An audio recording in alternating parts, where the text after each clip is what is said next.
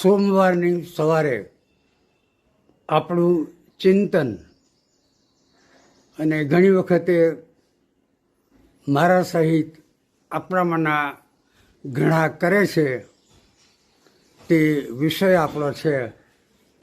વિષયનું નામ છે પારકી પંચાત.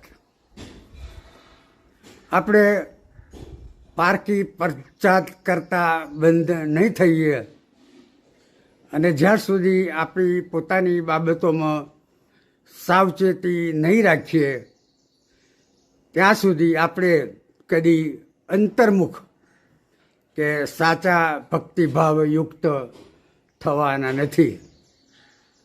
આપણે અંતર્મુખ કે સાચા ભક્તિભાવયુક્ત થવાના નથી.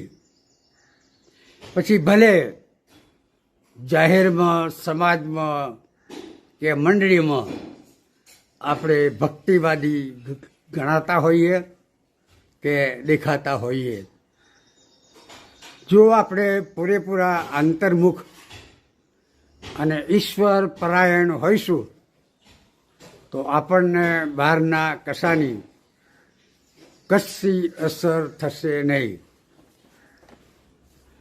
જો આપણે આત્મિક બાબતોએ આત્મકેન્દ્રી નહીં થઈ શકીએ તો આપણે ક્યાંયના રહેવાના નથી. આપણા પોતાના આત્માની ઉપેક્ષા કરીને આપણે જગતની નાની મોટી સેંકડો પારકી પંચાયતોમાં ગૂંચવાઈ જઈશું તો આપણો કશો હેતુ બર આવવાનો નથી. કારણ કે આપણે આત્માની ઉપેક્ષા કરીએ છીએ અને બીજી પંચાયતમાં પડીએ છીએ.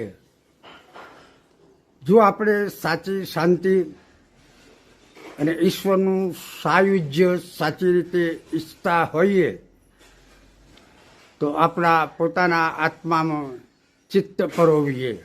શામાં? પોતાના આત્મામાં. બીજી પંચાયતો છોડી દઈએ. જગતની અન્ય જંજાળોમાંથી મુક્ત રહેવાથી આપણે આધ્યાત્મિક પ્રગતિ સારી રીતે સાધી શકીશું. જો આપણે જગતના ઉપકારોને વધારે પડતું માન આપીશું તો તે આપણા માટે વિઘ્ન કરતાં અડચણરૂપ થશે. આપણે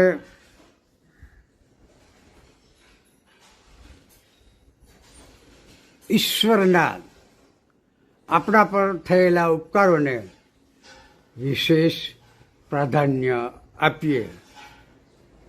જે આત્મા ઈશ્વરને ચાહે છે અને તેમને અનુસરે છે તે કશી વધારાની પડપૂછ કે પંચાયતમાં પડતા નથી. પારકી પંચાયતમાં ખોટી રીતે પડવા કરતાં સમાધાનકારી વલણ અપનાવવામાં પરમ સંતોષ થાય છે. આપણે પારકી પંચાયત પડતી મૂકીએ. અત્યારે આટલું જ. ફરીથી નવા ચિંતનમાં મળીશું. ત્યાં સુધી પ્રતીક્ષામાં રહીશું.